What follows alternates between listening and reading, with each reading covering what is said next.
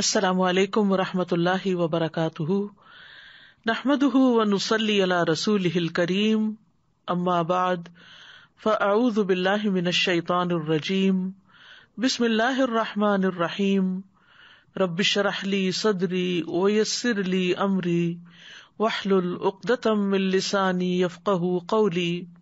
ومن يطع الله والرسول فأولئك مع الذين أنعم الله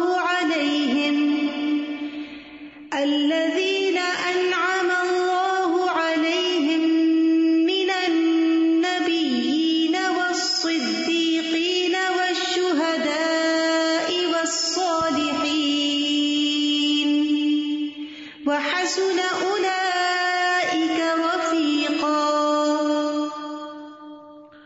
ومن يطع الله والرسول فأولئك مع الذين أنعم الله عليهم من النبيين والصديقين والشهداء والصالحين وحسن أولئك رفيقا۔ اور جو شخص اللہ اور رسول کی اطاعت کرتا ہے تو ایسے لوگ ان لوگوں کے ساتھ ہوں گے جن پر اللہ نے انعام کیا، یعنی انبیاء، صدیقین، شہداء اور صالحین کے ساتھ۔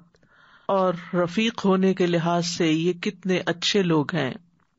ایک دعا جو ہم ہر نماز کی ہر رکعت میں مانگتے ہیں، اہدنا الصراط المستقیم صراط الذین انعمت علیہم، کہ ہمیں سیدھا راستہ دکھا، ان لوگوں کا راستہ جن پر تو نے انعام کیا، یعنی ہمیں ان لوگوں کے راستے پر چلا جن پر تیرا انعام ہوا، جن سے تو راضی ہو گیا، جن سے تو خوش ہو گیا۔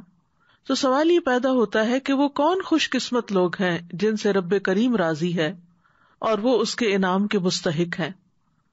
تو اس کا جواب بھی ہمیں سورۃ النساء کی آیت نمبر 69 سے ملتا ہے، وَمَن يُطِعِ اللَّهَ وَالرَّسُولَ فَأُولَٰئِكَ مَعَ الَّذِينَ أَنْعَمَ اللَّهُ عَلَيْهِم مِّنَ النَّبِيِّينَ وَالصِّدِّيقِينَ وَالشُّهَدَاءِ وَالصَّالِحِينَ وَحَسُنَ أُولَٰئِكَ رَفِيقًا، کہ یہ خوش قسمت لوگ انبیاء ہوں گے، صدیقین ہوں گے، شہداء اور نیک لوگ ہوں گے، اور یہ بہترین ساتھی ہیں، بہترین دوست ہیں۔ جب ہم ان کے بارے میں سنتے ہیں تو ان پر رشک کرتے ہیں، اور پھر ہمارا دل چاہتا ہے کہ ہم بھی ان لوگوں میں شامل ہو جائیں، قیامت کے دن ہمیں بھی ان لوگوں کا ساتھ ملے۔ تو اس کے لیے یہ آیت اتاری گئی، وَمَن يُطِعِ اللَّهَ وَالرَّسُولَ، شرط لگا دی گئی کہ اگر ان لوگوں کا ساتھ چاہیے تو پھر اللہ اور رسول کی اطاعت کرنا ہوگی۔ جو کچھ اللہ اور اس کے رسول نے کہا ہے اس کو ماننا ہوگا، جس چیز سے روکا گیا ہے اس سے رکنا ہوگا۔ انسان اپنی زندگی میں بہت سے کام کرتا ہے، دنیا کے بھی اور دین کے بھی، لیکن بہت سارے کام انسان بغیر کسی نیت اور ارادے کے کرتا چلا جاتا ہے، یا بعض اوقات مرغوبات دنیا کے لیے کر رہا ہوتا ہے۔ ایسا کرنا اطاعت نہیں کہلاتا۔ اطاعت کے لیے نیت اور ارادہ ضروری ہے کہ یہ کام میں اللہ کی رضا کے لیے کر رہا ہوں۔ تو وہ شخص جو اس بات کی خواہش رکھتا ہو کہ قیامت کے دن نیک لوگوں میں اٹھایا جائے، تو اسے پھر اللہ اور اس کے رسول کی اطاعت کرنا ہوگی، اپنے معاملات کو اللہ کی رضا کے تابع کرنا ہوگا۔ اگر دیکھا جائے تو ساری کائنات اللہ کی تابع دار ہے، اللہ سبحانہ تعالیٰ کے مقرر کردہ قانون کی ماتحتی میں ہر کوئی چل رہا ہے۔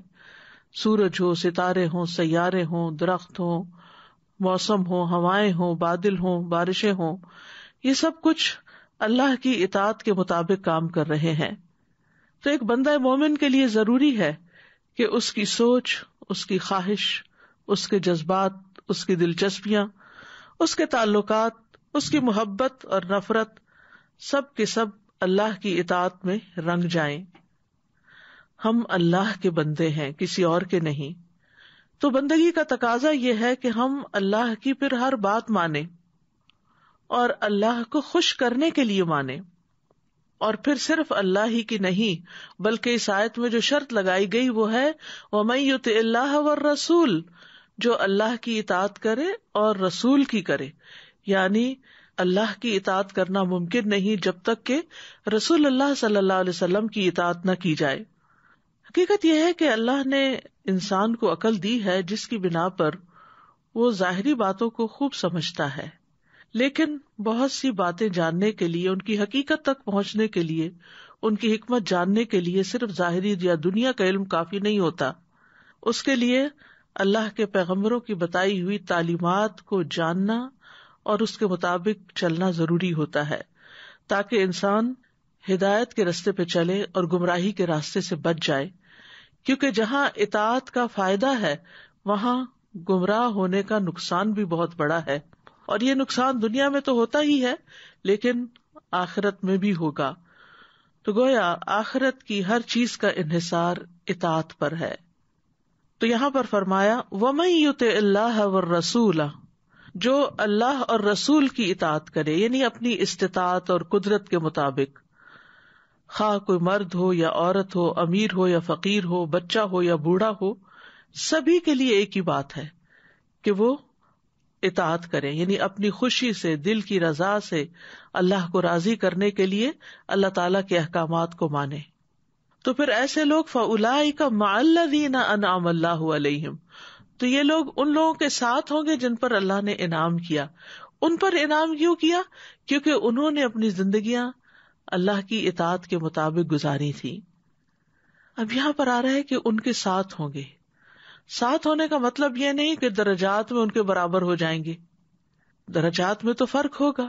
قرآن مجید میں آتا ہے لِكُلٍّ دَرَجَاتٌ مِّمَّا عَمِلُوا، ہر شخص کے درجے اسی کے مطابق ہیں جو اس نے عمل کیا. مطلب یہ ہے کہ وہ ان سے ملاقات کر سکیں گے، ان کے ساتھ بیٹھ سکیں گے، ان کو دیکھیں گے، ان کے ساتھ لطف اندوز ہوں گے، اور اس کے ساتھ ساتھ اللہ تعالیٰ نے ان کو باقی جنت کی جو نعمتیں ان کے درجات کے فرق سے ان کو عطا کی ہوں گی اس پر بھی وہ راضی اور خوش ہوں گے. یہ کون لوگ ہیں جن پر اللہ کا انعام ہوا؟ من النبیین، انبیاء میں سے. نبیین نبی کی جمع ہے. یہ وہ لوگ ہیں جنہیں اللہ نے وحی عطا کر کے فضیلت بخشی ہے، اور انہیں خصوصی فضیلت عطا کی ہے کہ ان کو لوگوں کی طرف رسول بنا کر بھیجا، پیغام دے کر بھیجا، لوگوں کو ہدایت اور گمراہی کا فرق بتانے کے لیے بھیجا، اور ان لوگوں نے وہاں جا کر خوشخبریاں دی اور نہ عمل کرنے والوں کو خبردار بھی کیا، اور عمومی طور پر لوگوں کو اللہ کی طرف دعوت دی کہ لوگوں اللہ کے بندے بن جاؤ، ایک اللہ کی عبادت کرو. انبیاء کے بعد صدیقین کا درجہ آتا ہے. صدیقین صدیق کی جمع ہے. اس سے مراد وہ شخص ہے جو بہت زیادہ سچ بولنے والا اور سچائی کی تصدیق کرنے والا اور سچائی کی تلاش کرنے والا ہو، جسے سچائی سے محبت ہو. دوسرے لفظوں میں وہ رسول اللہ صلی اللہ علیہ وسلم کا بہت زیادہ فرما بردار ہو اور اس کے ساتھ ساتھ اللہ تعالیٰ کے لیے بہت زیادہ اخلاص اختیار کرنے والا ہو. اور ان میں ہم دیکھتے ہیں کہ جیسے ابو بکر رضی اللہ عنہ کا لقب صدیق تھا، ان کی زندگی کا مطالعہ کرنا چاہیے. حضرت عائشہ کو عائشہ صدیقہ کہا جاتا ہے رضی اللہ تعالی عنہا. اسی طرح حضرت مریم کے بارے میں آتا ہے کہ وہ صدیقہ تھی، اور اللہ سبحانہ تعالیٰ نے اور لوگوں کو بھی یہ مقام عطا کیا ہوگا، لیکن نون نیمز جو ہیں وہ ہمیں یہی ملتے ہیں. بہرحال ہمیں اپنی زندگی میں دیکھنا چاہیے کہ ہمیں سچائی سے کتنی محبت ہے، اور سچائی ہمارے سامنے آ جائے قرآن اور سنت کی شکل میں تو ہم اس کی تصدیق کتنی کرتے ہیں اور اس پر اعتراض کتنے کرتے ہیں اور اس پر دل تنگ کیسے ہوتا ہے. تیسری کیٹیگری ہے وہ شہداء. شہداء شہید کی جمع بھی ہے اور شاہد کی جمع بھی ہے.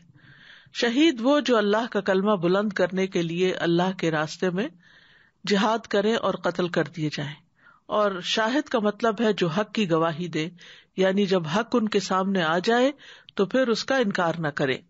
اور چوتھی کیٹیگری ہے والصالحین. صالحون صالح کی جمع ہے. اس سے مراد ہر وہ شخص ہے جو اللہ کے حقوق دینے والا اور بندوں کے حقوق قائم کرنے والا، یعنی حقوق اللہ اور حقوق العباد کی ادائیگی کرنے والے صالحین ہوتے ہیں. اور مجموعی طور پر ان کے بارے میں فرمایا وَحَسُنَ أُولَٰئِكَ رَفِيقًا، کہ کتنے اچھے ہیں، بہترین ہیں یہ رفیق. رفیق کا لفظ جو ہے یہ رفق سے ہے. رفق کہتے ہیں نرمی کو. دوست وہی ہوتا ہے جو دوست کے ساتھ نرمی برتتا ہے، اس کی بات مانتا ہے، اس کے ساتھ کوآپریٹ کرتا ہے. تو رفیق کہتے ہیں اس شخص کو جس کی نرمی اور جس کی اچھی عادات کی وجہ سے اس کے ساتھ انسان کا تعلق اچھا ہو، جس کی کمپنی میں انسان رہنا پسند کرے. یعنی قیامت کے دن جن کو یہ دوست مل جائیں گے، جن کو یہ ساتھی ملیں گے، جن کو ان کا ساتھ ملے گا، تو وہ بہت خوش قسمت ہوں گے کہ وہ ان کی کمپنی کو انجوائے کریں گے. بہرحال عربی زبان میں رفیق اس کو بھی کہتے ہیں جس سے سفر اور حضر میں فائدہ اٹھایا جائے. تو یہاں پر بعض اوقات رفیق کا مطلب یہ کیا جاتا ہے ساتھی، یعنی جو کسی کے ساتھ ہو. کبھی انسان کسی کے ساتھ ہوتا بھی ہے لیکن اس کے ساتھ وہ خوش نہیں ہوتا یا اس کا دل نہیں ملتا، تو ایسا انسان جس کی شفقت زیادہ ہو، جو خیال کرنے والا ہو، وہی اپنے ساتھی کے لیے رفیق بنتا ہے. تو اللہ سبحانہ تعالیٰ نے یہاں بیان کر دیا کہ اطاعت گزار لوگ انبیاء، صدیقین، شہداء اور صالحین سے فائدہ حاصل کریں گے، اور یہ ان سے اسی وقت فائدہ پا سکتے ہیں جب انہیں ان سے نرمی اور خیر حاصل ہو. تو ہم صالح ہیں یا نہیں، اس کا اندازہ کس چیز سے لگا سکتے ہیں کہ ہمارے دل میں دوسروں کے لیے کتنی خیر خواہی ہے، ہم ان کے ساتھ کیسا معاملہ کرتے ہیں، کیا ہم ان کا خیال رکھتے ہیں یا نہیں. تو اللہ سبحانہ تعالیٰ نے بیان کر دیا ہے یہاں پر کہ انبیاء، صدیقین اور شہداء اور صالحین اطاعت گزار کے لیے شدید محبت رکھنے والے اور اس کو دیکھ کر خوش ہو جانے کی وجہ سے اس کے لیے رفیق ساتھی کی طرح ہوں گے. اس آیت کا ایک شان نزول بھی بتایا جاتا ہے. سلسلہ صحیح میں ایک روایت آتی ہے، حضرت عائشہ کہتی ہیں ایک آدمی نبی صلی اللہ علیہ وسلم کے پاس آیا، کہنے لگا اللہ کے رسول، آپ مجھے میری جان سے بھی زیادہ محبوب ہیں، آپ مجھے میرے اہل و عیال سے بھی زیادہ پیارے ہیں، آپ مجھے میرے بیٹے سے بھی زیادہ محبوب ہیں. جب میں گھر میں ہوتا ہوں اور آپ مجھے یاد آتے ہیں تو مجھ سے صبر نہیں ہو پاتا، حتیٰ کہ میں آپ کے پاس آ جاتا ہوں اور آپ کا دیدار کر لیتا ہوں. لیکن جب مجھے اپنی اور آپ کی موت یاد آتی ہے تو سوچتا ہوں کہ آپ جنت میں داخل ہوں گے تو انبیاء کے ساتھ بلند مرتبوں پر ہوں گے، اور اگر میں جنت میں داخل ہوا تو مجھے اندیشہ ہے کہ میں آپ کو دیکھ نہ سکوں گا. نبی صلی اللہ علیہ وسلم نے کوئی جواب نہ دیا، حتیٰ کہ جبریل علیہ السلام یہ آیت لے کر نازل ہوئے، وَمَن يُطِعِ اللَّهَ وَالرَّسُولَ فَأُولَٰئِكَ مَعَ الَّذِينَ أَنْعَمَ اللَّهُ عَلَيْهِم مِّنَ النَّبِيِّينَ وَالصِّدِّيقِينَ وَالشُّهَدَاءِ وَالصَّالِحِينَ وَحَسُنَ أُولَٰئِكَ رَفِيقًا. اور یہ ایک حقیقت ہے کہ انسان اسی کے ساتھ ہوگا جس سے وہ محبت کرتا ہے. ایک حدیث میں آتا ہے، ابو ذر رضی اللہ عنہ کہتے ہیں میں نے عرض کیا یا رسول اللہ صلی اللہ علیہ وسلم، ایک آدمی کسی قوم سے محبت کرتا ہے لیکن ان جیسے اعمال کرنے کی قدرت نہیں رکھتا تو اس کا کیا حکم ہے؟ آپ نے فرمایا اے ابو ذر، آخرت میں تم اس کے ساتھ ہوگے جس سے تم محبت کرتے ہوگے. میں نے کہا میں اللہ اور اس کے رسول سے محبت کرتا ہوں. آپ نے فرمایا اے ابو ذر، تم اسی کے ساتھ ہوگے جس سے تم محبت کرتے ہو. تو نیک لوگوں کی صحبت کا فائدہ دنیا میں بھی ہے اور آخرت میں بھی ہے.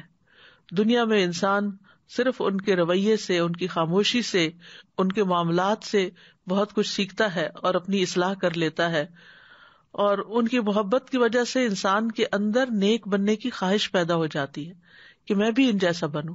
وہ ان پر رشک کرتا ہے اور اس کو ان سے خیر ہی خیر ملتی ہے. صالح اور نیک ساتھی کی مثال ایسے ہی ہے جیسے کوئی خوشبو بیچنے والا ہو کہ اگر وہ خوشبو لگانے کو نہ بھی دے تو جو خوشبو خرید بیچ رہا ہوتا ہے اس سے بھی اس کے ساتھی کو خوشبو پہنچتی ہے. یعنی اگر کوئی ایکٹیولی آپ کو کچھ دیتا نہیں بھی، مثلا کوئی تعلیم نہیں دیتا، کوئی نصیحت نہیں بھی کرتا، لیکن انڈائریکٹلی آپ بہت کچھ ایسی کمپنی میں سیکھ جاتے ہیں. اور آخرت میں تو صحبت صالح جنت میں داخلے اور مغفرت کا سبب ہے. امام مالک سے کسی نے پوچھا مجھے ایسا عمل بتائیے جو مجھے جنت میں داخل کر دے. فرمایا صالحین سے محبت کرو، ہو سکتا ہے اللہ تعالیٰ ان میں سے کسی کے دل کو جھانکے اور اس میں تمہارا نام لکھا ہو اور اللہ تعالیٰ تمہیں بخش دے اور جنت میں داخل فرما دے. یعنی اگر تم صالحین سے محبت کرو گے تو صالحین بھی تم سے محبت کریں گے. تو صالحین جن سے محبت کریں گے اللہ تعالیٰ ان کو صالحین سے ملا دیں گے. عربی کا ایک شعر بھی ہے، احب الصالحین ولست منہم لعل اللہ یرزقنی صلاحا. میں صالحین سے محبت کرتا ہوں حالانکہ میں ان میں سے ہوں نہیں، اپنے آپ کو میں نیک نہیں سمجھتا، شاید کہ اللہ تعالیٰ مجھے بھی نیکی عطا کر دے. یعنی صالحین کی صحبت سے اور صالحین کی رفاقت سے اللہ تعالیٰ مجھے بھی ان جیسے کام کرنے کی توفیق دے دے. تو یہاں پر جو شرط ہے صالحین کے ساتھ ہونے کی قیامت کے دن، وہ ہے اللہ اور رسول کی اطاعت. اطاعت کا لفظ جو ہے یہ عربی زبان کا لفظ ہے اور اطاع یطیع سے ہے. اس کا مادہ طا واو عین ہے اور یہ لفظ ساتھی بنانے اور فرمانبرداری کرنے پر دلالت کرتا ہے. لیکن یہ تو لغوی معنی ہے. اطاعت کا شرعی معنی ہے. کفوی کہتے ہیں کہ اطاعت یہ ہے کہ جن چیزوں کا حکم دیا گیا ہو ان کو بجا لانا چاہیے چاہے وہ مستحب ہی کیوں نہ ہو، اور جن چیزوں سے منع کیا گیا ہو ان سے بچ جانا چاہیے چاہے وہ مکروہ ہی کیوں نہ ہو. ابن عربی کہتے ہیں حقیقت میں حکم کی تعمیل کرنا اطاعت ہے، جیسا کہ نافرمانی اطاعت کے برعکس ہے، اور نافرمانی سے مراد حکم کی مخالفت کرنا ہے. یعنی کسی کا حکم ماننا دراصل اس کی اطاعت کرنا ہے. تو اطاعت کا ایک ظاہری پہلو ہوتا ہے اور ایک باطنی پہلو ہوتا ہے. ظاہری طور پر اطاعت اللہ تعالیٰ کے احکامات کی تعمیل بجا لانا، اور باطنی طور پر اللہ اور اس کے رسول کے حکم پر راضی ہونا ہے. یعنی صرف انسان مشین کی طرح ظاہری کام نہ کرتا رہے، بلکہ جو کچھ کرنے کو کہا گیا ہے اس کو خوش دلی سے بجا لائے، محبت سے کرے، اور اس شخص کی بات پر راضی ہو جانا ہے جو اللہ اور اس کے رسول کی اطاعت کی دعوت دے. یعنی اگر کوئی آپ کو نصیحت کرے، کوئی اللہ کی بات سنائے یا رسول اللہ صلی اللہ علیہ وسلم کی بات سنائے تو اس کو دل سے قبول بھی کر لے. اطاعت میں سب سے پہلے توحید آتی ہے. توحید کی تعریف یوں ہے: فَأَنَا أَوَّلُ الْعَابِدِينَ إِلَٰهَ الْخَلْقِ أَجْمَعِينَ الَّذِي لَمْ يَلِدْ وَلَمْ يُولَدْ وَأَوَّلُ الْمُوَحِّدِينَ لِلرَّبِّ الْخَاضِعِينَ الْمُطِيعِينَ لَهُ وَحْدَهُ. یہ لسان العرب میں تعریف کی گئی ہے. میں تمام مخلوقات کے الہ کی سب سے پہلے عبادت کرنے والا ہوں. وہ الہ جس نے کسی کو جنم نہیں دیا اور نہ وہ جنم دیا گیا، اور میں سب سے پہلا ہوں ان لوگوں میں سے جو رب کی توحید کو مانتے ہیں، اس کے فرمانبردار ہیں اور اکیلے اسی کے لیے مطیع ہیں. تو گویا اللہ کو ایک ماننا یہ اطاعت پر دلالت کرتا ہے. پھر اسلام کا معنی بھی اطاعت پر دلالت کرتا ہے. وَنَحْنُ لَهُ مُسْلِمُونَ کا مطلب ہے ہم اسی کے اطاعت گزار ہیں اور فرمانبردار ہیں. تیسرا معنی قنوت میں بھی آتا ہے، فرمانبرداری کرنا. مجاہد کہتے ہیں کل لہ قانتون، یعنی سب اس کے اطاعت گزار ہیں. پھر اسی طرح الانقیاد والاتباع، مطیع ہو جانا اور پیروی کرنا.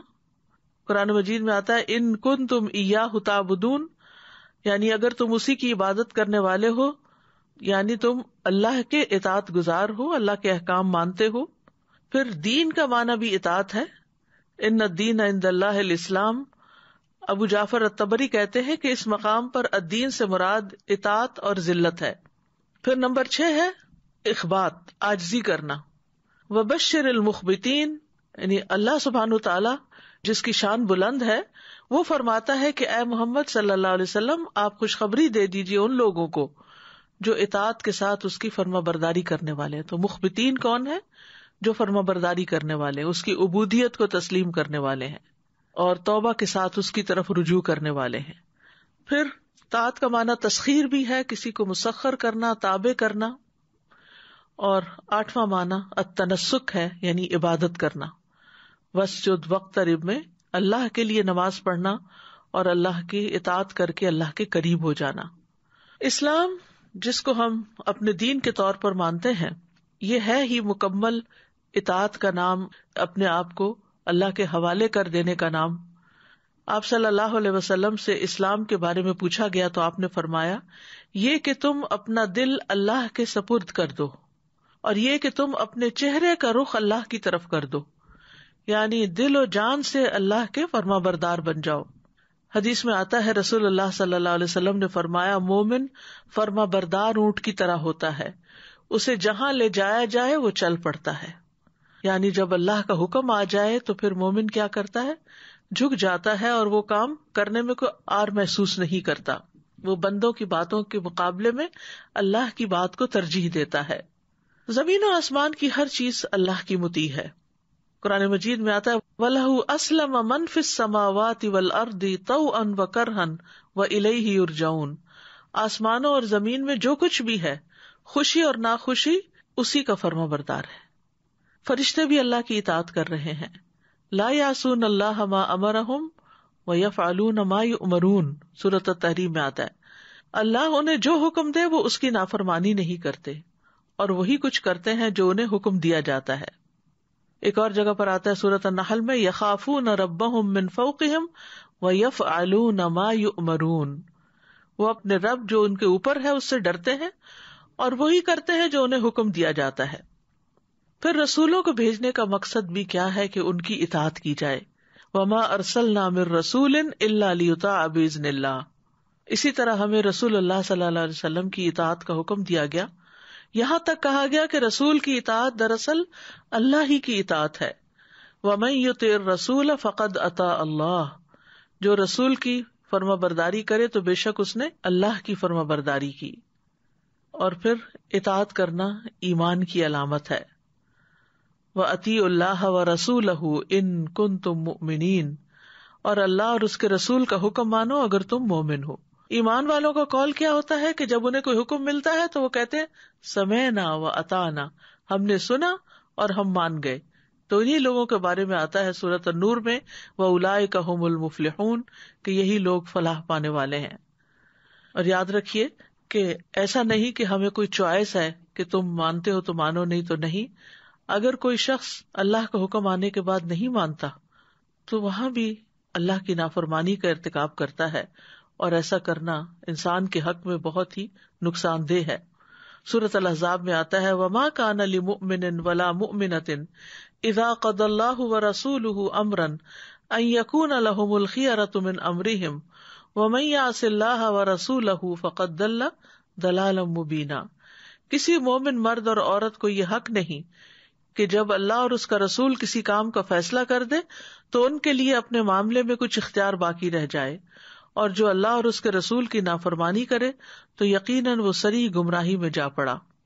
پھر اسی طرح مسلمانوں کے درمیان اگر اختلافات ہو جائیں تو ان کے حل کے لیے بھی اللہ اور اس کے رسول کی طرف لوٹنے میں ہی رجوع کرنے میں خیر ہے. پھر اسی طرح گمراہی سے بچنے کے لیے اللہ اور اس کے رسول کو تھامنا بہت ضروری ہے. یعنی مراد ہے کتاب اللہ اور سنت نبی ہی. نبی صلی اللہ علیہ وسلم نے فرمایا ترکت فیکم امرین لن تضلوا ما تمسکتم بہما کتاب اللہ و سنت نبیہ. میں تم میں دو چیزیں چھوڑ کر جا رہا ہوں، تم ہرگز گمراہ نہ ہوگے جب تک ان دونوں کو مضبوطی سے تھام کر رکھو گے، ایک اللہ کی کتاب اور دوسرے اس کے نبی کی سنت. اور یہ یاد رکھیے کہ خوشی میں، تنگی میں، کشادگی میں، ناگواری میں، کسی بھی صورت میں ہمیں اللہ کی اطاعت اور اس کے رسول صلی اللہ علیہ وسلم کی اطاعت کرنی ہی ہے. اور اللہ سبحانہ وتعالی ہمیشہ اس دین میں ایسے پودے لگاتا رہے گا جنہیں وہ اپنی فرما برداری میں استعمال کرے گا. یہ سنن ابن ماجہ کی روایت کے الفاظ ہیں کہ رسول اللہ صلی اللہ علیہ وسلم نے یہ بات فرمائی. اور یاد رکھیے اطاعت کے انسان کو بہت فائدے بھی حاصل ہوتے ہیں. یہ فائدے جاننا اس لیے بھی ضروری ہے کہ انسان کے اوپر پھر اطاعت کرنا آسان ہو جاتا ہے. سب سے پہلے تو یہ کہ انسان کو سیدھے رستے کی ہدایت مل جاتی ہے. فرمایا واتبعوہ لعلکم تہتدون، اور تم اس نبی کی پیروی کرو تاکہ تم ہدایت پا جاؤ، کیونکہ ہدایت کا معیار قرآن مجید میں یہی رکھا گیا. وَإِن تُطِيعُوهُ تَهْتَدُوا، اگر تم اس نبی کا حکم مانو گے تو ہدایت پا جاؤ گے. پھر اسی طرح اللہ کی رحمت ملتی ہے. فرمایا وَأَطِيعُوا اللَّهَ وَالرَّسُولَ لَعَلَّكُمْ تُرْحَمُونَ، اور اللہ اور رسول کا حکم مانو تاکہ تم پر رحم کیا جائے. پھر آتا ہے وَأَقِيمُوا الصَّلَاةَ وَآتُوا الزَّكَاةَ وَأَطِيعُوا الرَّسُولَ لَعَلَّكُمْ تُرْحَمُونَ. یہاں نماز قائم کرنے اور زکوٰۃ دینے کا حکم دیا جا رہا ہے اور اس کے ساتھ ساتھ رسول کی اطاعت کا حکم دیا گیا ہے. کیوں؟ تاکہ تم رحم کیے جاؤ. پھر اسی طرح اللہ کی محبت ملتی ہے جب انسان رسول کی پیروی کرتا ہے. قل ان کنتم تحبون اللہ فاتبعونی یحببکم اللہ. آپ کہہ دیجئے کہ اگر تم اللہ سے محبت رکھتے ہو تو میری پیروی کرو، اللہ تم سے محبت کرے گا. پھر اسی طرح اللہ اور رسول کی اطاعت سے انسان کو زندگی ملتی ہے. یا ایھا الذین آمنوا استجیبوا للہ وللرسول اذا دعاکم لما یحییکم. اے لوگو جو ایمان لائے ہو، اللہ اور رسول کی دعوت قبول کرو جب وہ تمہیں اس چیز کی دعوت دے جو تمہیں زندگی بخشتی ہے. اللہ اور اس کے رسول کی اطاعت سے انسان کو کامیابی نصیب ہوتی ہے. وَمَن يُطِعِ اللَّهَ وَرَسُولَهُ فَقَدْ فَازَ فَوْزًا عَظِيمًا. جو اللہ اور اس کے رسول کی فرما برداری کرے تو یقیناً اس نے بہت بڑی کامیابی حاصل کر لی. پھر پل صراط پر نور اس کو ملے گا جو اللہ اور رسول پر ایمان لائے گا اور ان کی اطاعت کرے گا. اللہ اور رسول کی اطاعت کرنے والے کے لیے جنت ہے. سورۃ النساء میں آتا ہے وَمَن يُطِعِ اللَّهَ وَرَسُولَهُ يُدْخِلْهُ جَنَّاتٍ تَجْرِي مِن تَحْتِهَا الْأَنْهَارُ خَالِدِينَ فِيهَا وَذَلِكَ الْفَوْزُ الْعَظِيمُ وَمَن يَعْصِ اللَّهَ وَرَسُولَهُ وَيَتَعَدَّ حُدُودَهُ يُدْخِلْهُ نَارًا خَالِدًا فِيهَا وَلَهُ عَذَابٌ مُهِينٌ. جو اللہ اور اس کے رسول کا حکم مانے وہ اسے جنتوں میں داخل کرے گا جن کے نیچے سے نہریں بہتی ہیں، وہ ان میں ہمیشہ رہنے والے ہیں، اور یہی بہت بڑی کامیابی ہے. اور جو اللہ اور اس کے رسول کی نافرمانی کرے اور اس کی حدوں سے تجاوز کرے تو وہ اسے آگ میں داخل کرے گا، اس میں ہمیشہ رہنے والا ہے اور اس کے لیے رسوا کن عذاب ہے. تو اللہ اور اس کے رسول کے اطاعت کا فائدہ ہے اور نافرمانی کے نقصانات ہیں. ایک جگہ پر اسے کفر سے بھی تعبیر کیا گیا. سورۃ آل عمران میں آتا ہے قُلْ أَطِیعُوا اللَّهَ وَالرَّسُولَ فَإِن تَوَلَّوْا فَإِنَّ اللَّهَ لَا يُحِبُّ الْكَافِرِينَ. کہہ دیجیے اللہ اور رسول کا حکم مانو، پھر اگر وہ منہ پھیر لیں تو بے شک اللہ کافروں سے محبت نہیں رکھتا. پھر ایک جگہ پر آتا ہے کہ اللہ اور اس کے رسول کی اطاعت سے روگردانی نفاق کی علامت ہے. وَإِذَا قِيلَ لَهُمْ تَعَالَوْا إِلَىٰ مَا أَنزَلَ اللَّهُ وَإِلَى الرَّسُولِ رَأَيْتَ الْمُنَافِقِينَ يَصُدُّونَ عَنْكَ صُدُودًا. اور جب ان سے کہا جائے کہ جو کچھ اللہ نے نازل کیا اس کی طرف اور رسول کی طرف آؤ تو آپ منافقوں کو دیکھیں گے کہ آپ سے منہ موڑ لیتے ہیں. منہ موڑنا، اللہ اور رسول کی اطاعت نہ کرنا گمراہی کا باعث ہے. فرمایا وَمَن يَعْصِ اللَّهَ وَرَسُولَهُ فَقَدْ ضَلَّ ضَلَالًا مُبِينًا. اور جو کوئی اللہ اور اس کے رسول کی نافرمانی کرے تو یقیناً وہ گمراہ ہو گیا، واضح گمراہ ہونا. پھر اللہ اور اس کے رسول کی مخالفت جو ہے یہ فتنوں اور عذاب کا باعث ہے. اللہ اور اس کے رسول کی مخالفت پر وعید بھی آئی ہے، اور نبی صلی اللہ علیہ وسلم کی اطاعت نہ کرنے والے کا نبی صلی اللہ علیہ وسلم سے کوئی تعلق نہیں. یعنی جو آپ کے طریقے سے بے رغبتی اختیار کرے وہ آپ میں سے نہیں. فرمایا ومن رغب عن سنتی فلیس منی. تو آپ دیکھیے کہ سنتیں جو ہیں ان کی دو قسمیں ہوتی ہیں، ایک سنت موقدہ ہے اور ایک غیر موقدہ ہے. یہ صرف نماز میں نہیں باقی زندگی میں بھی ہے. اس کا یہ مطلب نہیں کہ جن سنتوں کی بہت تاکید نہیں کی گئی ان کو پورا نہیں کرنا چاہیے، ان پر عمل نہیں کرنا چاہیے. دونوں طرح کی سنتوں پر عمل کرنا چاہیے، اور جو جتنا زیادہ سنت کا پیروکار ہوگا اس کو اتنا زیادہ پھر تقرب ملے گا. حضرت عائشہ کہتی ہیں کہ رسول اللہ صلی اللہ علیہ وسلم نے فرمایا جو میری سنت پر عمل نہ کرے وہ مجھ سے نہیں، یعنی آپ اس کو اپنے سے الگ کرتے ہیں. اور انسان جب نبی صلی اللہ علیہ وسلم کی مخالفت کرتا ہے تو وہ سراسر گمراہی کے راستے پر نکل جاتا ہے، کیونکہ ہدایت ملتی ہی ان لوگوں کے راستے پر چلنے سے ہے جن پر اللہ نے انعام کیا ہو، اور ان میں انبیاء ہیں، اور انبیاء کے سردار محمد صلی اللہ علیہ وسلم ہیں جن کی سنت محفوظ ہے. تو اطاعت نہ کرنا سراسر نقصان کا باعث ہے. تو آپ کی اطاعت دونوں سنتوں پر کرنی چاہیے.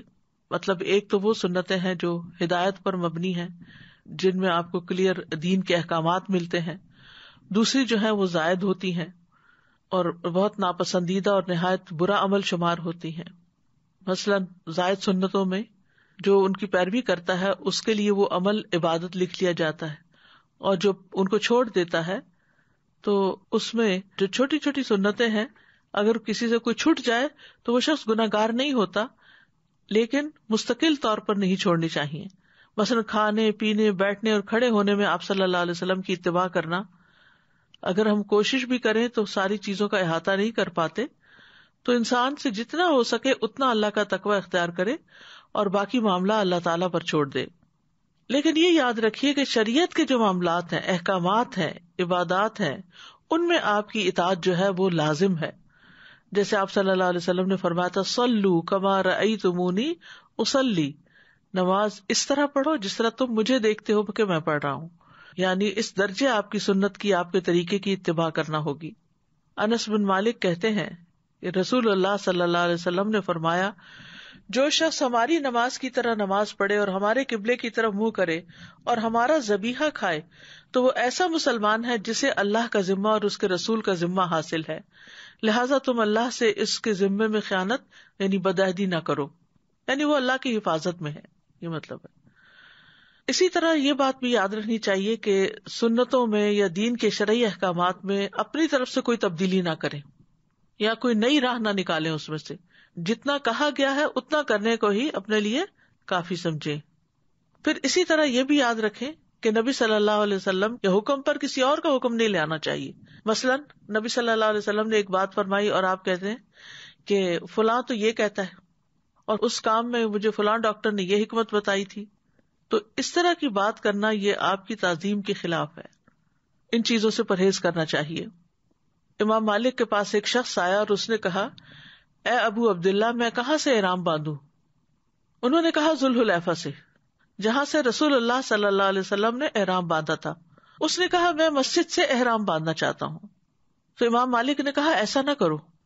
اس نے کہا میں چاہتا ہوں کہ مسجد میں قبر یعنی روضہ رسول کے قریب سے احرام باندھوں۔ امام مالک نے کہا ایسا نہ کرنا، مجھے ڈر ہے کہ کہیں تم کسی فتنے میں مبتلا نہ ہو جاؤ، کیونکہ تم ایک نئی راہ نکال رہے ہو، اور اس سے بڑا فتنہ اور کیا ہو سکتا ہے کہ تم اس کی فضیلت میں سبقت لے گئے جس کو رسول اللہ صلی اللہ علیہ وسلم نے چھوڑ دیا تھا، اور اس کے بعد جن جن کو آپ نے چھوڑنے کا کہا انہوں نے چھوڑا۔ پھر اسی طرح سنت کی پیروی صرف دینی معاملات میں نہیں ہوتی، دنیاوی معاملات میں بھی ہوتی ہے، اور اس میں بھی ہمیں آپ کے اتباع کا حکم دیا گیا ہے۔ چھوٹی چھوٹی چیزوں میں آپ کا انداز اختیار کرنا زندگی کو خوبصورت بنا دیتا ہے۔ قرآن مجید میں آتا ہے لقد کان لکم فی رسول اللہ اسوۃ حسنہ، تمہارے لیے رسول اللہ صلی اللہ علیہ وسلم کی زندگی میں بہترین نمونہ ہے۔ اور انسان کی زندگی بہترین اسی وقت ہو سکتی ہے جب وہ سنتوں پر عمل کرنے والا ہو۔ بعض صحابہ تو اس درجے میں آپ کا اتباع کرتے تھے کہ اگر آپ کے کرتے کے بٹن کھلے ہوتے تو وہ بھی بٹن کھول لیتے تھے۔ عروہ کہتے ہیں میں نے سردی اور گرمی میں جب بھی معاویہ اور ان کے بیٹے کو دیکھا ان کے کرتے کے بٹن کھلے ہوتے تھے، یعنی آپ کی پیروی میں، حالانکہ یہ بالکل سراسر ایک دنیا کا معاملہ ہے، دین کا نہیں ہے۔ پھر اسی طرح یہ ہے کہ جس کام کی آپ نے رغبت دلائی اس کو بھی لازم پکڑ لینا چاہیے۔ زید بن خالد جوہنی کہتے ہیں کہ رسول اللہ صلی اللہ علیہ وسلم نے فرمایا اگر مجھے اپنی امت پر مشقت کا اندیشہ نہ ہوتا تو میں انہیں ہر نماز کے وقت مسواک کا حکم دیتا۔ اسی وجہ سے زید بن خالد جب مسجد جاتے تو مسواک ان کے کانوں پر اس طرح رکھی ہوتی تھی جیسے کاتب کا قلم، اور جب اقامت ہوتی تو وہ نماز شروع ہونے سے پہلے مسواک کر لیتے، یعنی ایسے دانتوں پہ پھیر لیتے۔ پھر اسی طرح حضرت انس رضی اللہ عنہ ایک دعوت میں نبی صلی اللہ علیہ وسلم کے ساتھ گئے، آپ کے سامنے شوربہ رکھا گیا جس میں کدو تھے، تو آپ کدو میں سے کھانے لگے کیونکہ آپ کو پسند تھا۔ انس کہتے ہیں جب میں نے یہ دیکھا تو میں کدو آپ کے سامنے کرنے لگ گیا تاکہ آپ اس کو اور کھائیں، اور کہتے ہیں کہ اس کے بعد میں ہمیشہ کدو کو پسند کرنے لگا۔ جو کھانا بھی میرے لیے تیار کیا گیا جتنا بھی ہو سکا میں نے اس میں کدو کو ضرور شامل کر لیا۔ پھر اسی طرح یہ ہے کہ آپ نے جس چیز کو پسند نہ کیا اسے خود بھی ناپسند کرنا چاہیے۔ ابو ایوب نبی صلی اللہ علیہ وسلم کے لیے کھانا تیار کرتے تھے، ابو ایوب انصاری، جب وہ واپس آتا یعنی آپ جو کھا لیتے اور باقی واپس آتا اور ابو ایوب کے سامنے وہ کھانا رکھا جاتا تو وہ اس جگہ کے بارے میں پوچھتے تھے جس جگہ آپ نے انگلیاں ڈال کر کھانا کھایا ہوتا تھا، پھر اس جگہ سے وہ خود کھاتے تھے۔ اور ایک دن ایسا ہوا کہ کھانے میں لہسن تھا جس پر آپ نے کھانا نہیں کھایا، تو ابو ایوب گھبرا گئے اور پوچھنے کے لیے آئے کہ کیا یہ حرام ہے؟ آپ نے فرمایا حرام نہیں لیکن یہ مجھے پسند نہیں۔ تو ابو ایوب کہنے لگے کہ مجھے بھی وہ چیز ناپسند ہے جو آپ کو ناپسند ہے، آئندہ میں بھی یہ نہیں کھاؤں گا۔ پھر اسی طرح جو کام آپ نے کیے صحابہ ان کاموں پر اپنے آپ کو پابند رکھتے تھے، اور وہ کہتے تھے کہ نبی صلی اللہ علیہ وسلم کو اللہ نے مبعوث فرمایا ہے، جب ہم کچھ نہیں جانتے تھے اب ہم وہی کریں گے جو ہم نے آپ صلی اللہ علیہ وسلم کو کرتے ہوئے دیکھا ہے۔ پھر اسی طرح خواتین گھریلو زندگی میں آپ کی اطاعت کرتی۔ حضرت اسماء بنت ابی بکر سے مروی ہے جب وہ کھانا پکاتی تو کچھ دیر کے لیے اس کو ڈھانپ کر رکھ دیتی تھی، یعنی جیسے کو ہم کہتے ہیں نا دم پہ رکھنا، تاکہ اس کی حرارت کی شدت بھی کم ہو جائے، اور فرماتی میں نے رسول اللہ صلی اللہ علیہ وسلم کو یہ فرماتے ہوئے سنا ہے کہ اس سے کھانے میں خوب برکت ہوتی ہے، تو میں بھی اسی طرح کرتی ہوں۔ پھر اسی طرح اخلاق میں بھی آپ کا اتباع کرنا چاہیے، کیونکہ اللہ سبحانہ تعالیٰ نے آپ کو اخلاق کے بلند مرتبے پر فائز کیا ہے. پھر اسی طرح آپ سے محبت بھی کرنی چاہیے، کیونکہ انسان اس کے ساتھ ہوگا جس سے وہ محبت کرتا ہوگا. اور محبت جو ہے انسان کے لیے اپنے ارادے اور سوچ کو اور اپنے اقوال اور افعال کو اللہ اور اس کے رسول کے تابع کرنے میں بہت مددگار ہوتی ہے. انسان کے لیے آسانی پیدا ہو جاتی ہے. اور نبی صلی اللہ علیہ وسلم سے محبت جو ہے وہ ایمان کی علامت ہے. ہمیں ہر چیز سے زیادہ نبی صلی اللہ علیہ وسلم سے محبت کرنی چاہیے. حضرت انس کہتے ہیں کہ رسول اللہ صلی اللہ علیہ وسلم نے فرمایا 3 باتیں جس کسی میں ہوگی وہ ایمان کی مٹھاس پالے گا.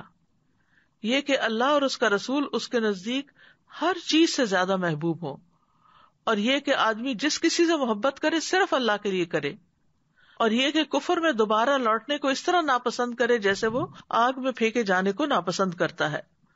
پھر اسی طرح اپنی جان سے بھی زیادہ ہمیں نبی صلی اللہ علیہ وسلم سے محبت کرنی چاہیے، اور یہ ہم پر واجب بھی ہے. نبی صلی اللہ علیہ وسلم کی محبت کی علامات کیا ہیں کہ ہم واقعی آپ سے محبت کرتے ہیں؟ اس میں نمبر 1 تو یہ ہے کہ ہر چیز سے بڑھ کر ہمیں آپ کو مقدم رکھنا چاہیے. کسی انسان، کسی فلاسفر، کسی سائنٹسٹ، کسی کو بھی آپ سے آگے نہیں رکھنا چاہیے. پھر اسی طرح آپ کا ادب کرنا چاہیے. قرآن مجید میں آتا ہے انا ارسلناک شاہدا ومبشرا ونذیرا لتؤمنوا باللہ ورسولہ وتعزروہ وتوقروہ وتسبحوہ بکرۃ واصیلا. اے نبی، ہم نے آپ کو شہادت دینے والا، بشارت دینے والا اور ڈرانے والا بنا کر بھیجا ہے تاکہ تم اللہ اور اس کے رسول پر ایمان لاؤ، اس کی مدد کرو، اس کی تعظیم کرو، صبح و شام اللہ کی تسبیح کرو. یعنی اس آیت کا مطلب کیا ہے کہ نبی کو ہم بھیج رہے ہیں جو گواہی بھی دے گا، خوشخبری بھی دے گا اور ڈرانے والا بھی ہوگا. اور تمہیں جواب میں کیا کرنا ہوگا؟ ایمان لانا ہوگا، مدد کرنی ہوگی، تعظیم کرنا ہوگا. یعنی 3 باتوں کے جواب میں 3 کام کرنے ہوں گے. پھر اسی طرح آپ کی آواز کے سامنے آواز بلند نہیں ہونی چاہیے. آپ کی مسجد میں بلند آواز نہ دی جائے، کسی کو دور سے پکار کے اور شور مچا کے نہیں کرنا چاہیے. پھر اسی طرح آپ پر درود بھیجتے رہنا چاہیے. آج جمعہ کا دن ہے اور جمعہ کے دن درود شریف زیادہ پڑھنے کا حکم دیا گیا ہے، کیونکہ قیامت کے دن یہ درود بھیجنا ہمارے لیے سفارش کا باعث ہوگا. پھر آپ کی سنت کا دفاع کرنا چاہیے اور آپ کی باتوں کی جو آپ نے بتائیں ان کی تصدیق کرنی چاہیے. آپ کی خاطر جان اور مال قربان کرنا ہوگا. پھر آپ صلی اللہ علیہ وسلم کی سیرت پر چلنا ہوگا. پھر اس کے لیے دعا بھی کرنی ہوگی کہ اللہ تعالیٰ ہمیں اس سیرت پر جما دے. قرآن مجید میں دعائیں بھی ہمیں بتائی گئی اور نبی صلی اللہ علیہ وسلم نے خود بھی بتائیں کہ جو بیمار ہوتے وقت انسان پڑھے. حضرت عائشہ کہتی ہیں کہ میں نے رسول اللہ صلی اللہ علیہ وسلم کو فرماتے ہوئے سنا، جو نبی بھی بیمار ہوتا ہے تو اسے دنیا اور آخرت کا اختیار دیا جاتا ہے. آپ صلی اللہ علیہ وسلم کی مرض الموت میں جب آواز گلے میں پھنسنے لگی تو میں نے سنا کہ آپ فرما رہے تھے مع الذین انعم اللہ علیہم من النبیین والصدیقین والشہداء والصالحین. اس وقت میں سمجھ گئی کہ آپ کو بھی اختیار دے دیا گیا. تو ہم سب کو عمومی طور پر بھی اللہ کی نافرمانی سے بچنے کی دعا کرنی چاہیے. نبی صلی اللہ علیہ وسلم نے یہ دعا سکھائی ہے، اللہم حبب الینا الایمان وزینہ فی قلوبنا وکرہ الینا الکفر والفسوق والعصیان. اے اللہ، ایمان کو ہمارے لیے محبوب بنا دے اور اسے ہمارے دلوں میں مزین کر دے، اور کفر اور نافرمانی اور گناہوں کو ہمارے لیے ناپسندیدہ بنا دے. تو اللہ سبحانہ وتعالی ہمیں اس کی توفیق عطا فرمائے. اور کرنے کے کام کیا ہیں؟ سب سے پہلے تو یہ کہ جس چیز کا آپ کو پتہ چل جائے کہ اللہ اور اس کے رسول نے حکم دیا ہے اسے کر لیں، اور جس چیز سے انہوں نے روکا ہے اس کو ختم کر دیں، اپنی زندگی سے نکال دیں. نمبر 2، جتنی استطاعت ہو اس کے مطابق آپ کی اطاعت کریں. جیسے ہی اللہ اور اس کے رسول کا حکم پتہ چلے فوراً مان جائیں، تاخیر نہ کریں، ڈیلے نہ کریں. پھر اسی طرح اللہ اور اس کے رسول کے فیصلوں کو خوش دلی سے تسلیم کریں. اللہ اور اس کے رسول کے حکم کے آگے اپنی مرضی کو نہ لائیں، یعنی اپنی مرضی کرنا بے ادبی ہے. پھر آپ کے حکم پر فوری عمل کریں. عبداللہ بن مسعود رضی اللہ عنہ کہتے ہیں کہ ہم نبی صلی اللہ علیہ وسلم کے ساتھ ہوتے تھے تو آپ کو کسی بھی معاملے میں صرف ایک مرتبہ حکم کی ضرورت پیش آتی تھی اور ہم فوراً ہی اسے بجا لاتے تھے، یعنی پہلی آواز پر ہی اٹھ جاتے تھے. پھر اسی طرح یہ ہے کہ کسی حال میں بھی آپ کا اتباع نہ چھوڑیں، مرتے دم تک آپ کی ہدایت پر قائم رہیں. اور اسی طرح انبیاء اور صحابہ کرام تو ہمارے سامنے نہیں، لیکن ہمیں ہمیشہ ان سے بھی محبت رکھنی چاہیے. اور بعد میں بھی امت میں جیسے امام ائمہ کرام آئے ہیں، فقہائے کرام آئے ہیں، مفسرین آئے ہیں، اور بھی جن جن لوگوں نے دین کی خدمت کی ہے، جن کی زندگیاں بھی اس کے مطابق تھی، تو ان کے ساتھ بھی محبت کرنی چاہیے. اور اس محبت میں صرف زبانی کلامی محبت نہ ہو، بلکہ ان کا ساتھ پانے کے لیے سجدوں کی کثرت بھی کریں. ربیعہ بن کعب الاسلمی سے روایت ہے، وہ کہتے ہیں کہ میں رات کو رسول اللہ صلی اللہ علیہ وسلم کے پاس سوتا، آپ کے وضو کے پانی اور ضروریات کا خیال رکھتا. تو ایک دن آپ نے فرمایا مانگو. میں نے عرض کیا میں جنت میں آپ کی رفاقت کا سوال کرتا ہوں. آپ نے فرمایا اس کے علاوہ کچھ اور؟ میں نے عرض کیا بس یہی چاہتا ہوں. تو آپ نے فرمایا اپنے معاملے میں سجدوں کی کثرت کے ساتھ میری مدد کرو، یعنی سجدوں کی کثرت ہوگی تو میں تمہاری شفاعت کر سکوں گا. پھر اپنے اندر امانت اور سچائی پیدا کریں، کیونکہ رسول اللہ صلی اللہ علیہ وسلم نے فرمایا صادق امین مسلمان تاجر قیامت کے دن انبیاء، صدیقین اور شہداء کے ساتھ ہوگا. اللہ سبحانہ وتعالی ہمیں عمل کی توفیق عطا فرمائے. وآخر دعوانا ان الحمد للہ رب العالمین. سبحانک اللہم وبحمدک اشہد ان لا الہ الا انت استغفرک واتوب الیک. السلام علیکم ورحمۃ اللہ وبرکاتہ.